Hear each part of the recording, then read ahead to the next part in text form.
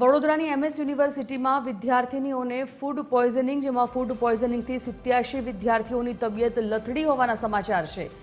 રાત્રે મેસમાં ભોજન લીધું હતું અને ત્યારબાદ વિદ્યાર્થીનીઓની તબિયત બગડી છે. એમએસ યુનિવર્સિટીના ગર્લ્સ હોસ્ટેલ કેમ્પસમાં અફરાતફરી મચી ગઈ છે. વિદ્યાર્થીનીઓને સારવાર માટે એસએસજી હોસ્પિટલ ખસેડવામાં આવી. એસએસજી હોસ્પિટલમાં બેડ ખૂટી પડતા ગોત્રી હોસ્પિટલમાં વ્યવસ્થા કરવામાં આવી હતી, તો અન્ય વિદ્યાર્થીનીઓને ગોત્રી મેડિકલ હોસ્પિટલ ખસેડાય છે. એમ્બ્યુલન્સના સાયરનોથી ગર્લ્સ હોસ્ટેલ કેમ્પસ ગુંજી ઉઠ્યું હતું. કેજી હોલ સહિત 4 ગર્લ્સ હોસ્ટેલની 600 વિદ્યાર્થીનીઓએ ભોજન લીધું હતું. એવામાં એસડી હોલમાં ગઈકાલે જ નવા કોન્ટ્રાક્ટરને કેન્ટીનનો કોન્ટ્રાક્ટ આપવામાં આવ્યો છે.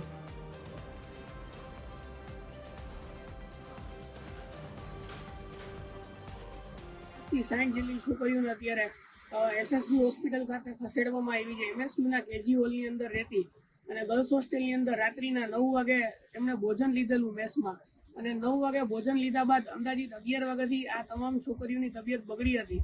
પહેલા 5-10 છોકરીની તબિયત બગડી, એમને એસએસજી ખાતે ખસેડવામાં આવી અને થોડી જ વારમાં અડધીથી પોણી કલાકની અંદર જ 50 થી 60 જેટલી છોકરીઓની તબિયત બગડતા એમને ફૂડ પોઈઝનિંગ થતા તાત્કાલિક ધોરણે એમને એસએસજી હોસ્પિટલ ખાતે ખસેડવામાં આવી છે. તો લગભગ 87 જેટલી વિદ્યાર્થીનીઓની આ તબિયત લથડી છે. મેસમાં ભોજન લીધા બાદ આ તમામ વિદ્યાર્થીઓની તબિયત લથડતા તેમને હોસ્પિટલ લઈ જવામાં આવી. એસએસજી હોસ્પિટલમાં બેડ ખૂટી પડતા ગોત્રી હોસ્પિટલમાં વ્યવસ્થા કરાઈ અને તમામ લોકોની સારવાર ચાલી રહી છે.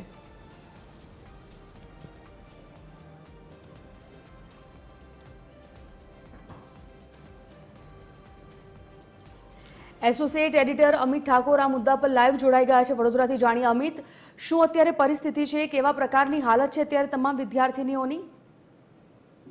જુઓ, એમએસ યુનિવર્સિટીની લગભગ 87 જેટલી વિદ્યાર્થીનીઓને રાત્રે ફૂડ પોઈઝનિંગ થયું. અત્યારે તમામની જે હાલત છે એ સ્ટેબલ બતાવવામાં આવી રહી છે. તમામ જે વિદ્યાર્થીનીઓ છે જેમને રાત્રે 9 વાગે મેસમાં ભોજન લીધું એસડી હોલમાં, જ્યાં ગઈકાલે પહેલો જ દિવસ હતો કોન્ટ્રાક્ટરને કેન્ટીન ચલાવવા માટેનો કોન્ટ્રાક્ટ આપવામાં આવ્યો છે, અને પહેલા જ દિવસે આ વિદ્યાર્થીનીઓએ ત્યાં ભોજન લીધું અને ત્યારબાદ તેમને પેટમાં દુખાવાની ફરિયાદ થઈ, ચક્કર આવવાની ફરિયાદ થઈ, ઝાડા ઉલટીની ફરિયાદ થઈ, વોમિટિંગ થઈ, અને ત્યારબાદ તમામ વિદ્યાર્થીનીઓને એક પછી એક એમ્બ્યુલન્સ મારફતે સયાજી હોસ્પિટલમાં ખસેડવામાં આવી. એક સાથે લગભગ 80 થી 90 જેટલી વિદ્યાર્થીનીઓ એટલે પેશન્ટના રૂપમાં દર્દીઓ જ્યારે એસએસજી હોસ્પિટલ પહોંચ્યા ત્યારે અહીં અફરાતફરીનો માહોલ હતો, કારણ કે કોઈ પણ હોસ્પિટલમાં એક સાથે આટલી મોટી સંખ્યામાં જ્યારે દર્દીઓ આવે ત્યારે ત્યાં બેડની વ્યવસ્થા ના હોય.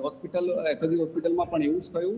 લગભગ 20 જેટલા બેડ પહેલા શરૂઆતમાં હતા, પરંતુ દર્દીઓની સંખ્યા વધતી ગઈ એટલે ત્યારબાદ એસએસજી હોસ્પિટલ તંત્ર દ્વારા પહેલા અને ત્રીજા અને 5મા માળે વ્યવસ્થા કરવી પડી, અને ત્યારબાદ આ જે વિદ્યાર્થીનીઓ છે તેમને અહીંયા સારવાર આપવામાં આવી રહી છે. આપ અહીંયા જોઈ શકો છો, તમામ જે વિદ્યાર્થીનીઓ છે તેમને સારવાર આપવામાં આવી રહી છે. તમામની જે પરિસ્થિતિ છે એ સ્થિર બતાવવામાં આવી રહી છે. વિદ્યાર્થીનીઓ સાથે વાત કરીને પ્રયત્ન કરીશું જાણવાનો કે રાત્રે તેઓ શું જમ્યા હતા, क्या खाया था रात को और क्या आपको कंप्लेंट?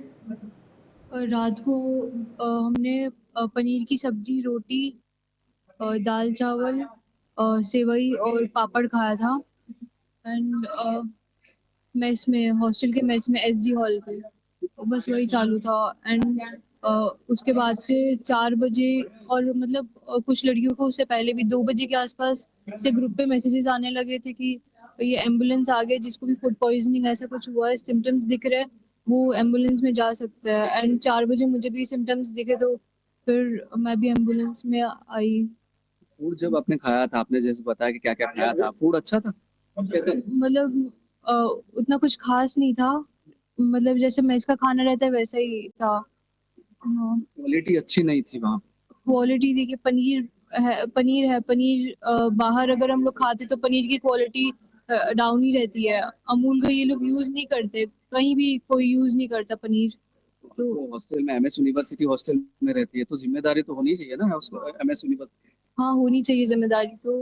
एंड मतलब हॉस्टल का खाना इतना ऐसा हो गया कि लोगों की आए दिन तबीयत खराब हो ही जाती है. हाँ कार्यवाही होनी चाहिए. हाँ, मतलब होनी चाहिए कार्यवाही.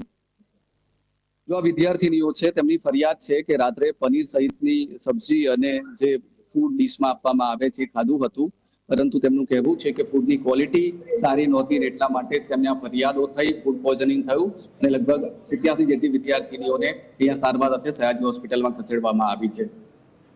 ધન્યવાદ અમિત, જાણકારી બદલ. તો જે પ્રકારે અત્યારે હોસ્પિટલમાં વિદ્યાર્થીનીઓ સાથે વાતચીત કરવામાં આવી, હાલ તો તેમની હાલત સ્ટેબલ છે, પરંતુ રાત્રિનું ભોજન લીધા બાદ આ તમામ લોકોની હાલત ખરાબ થઈ ગઈ હતી.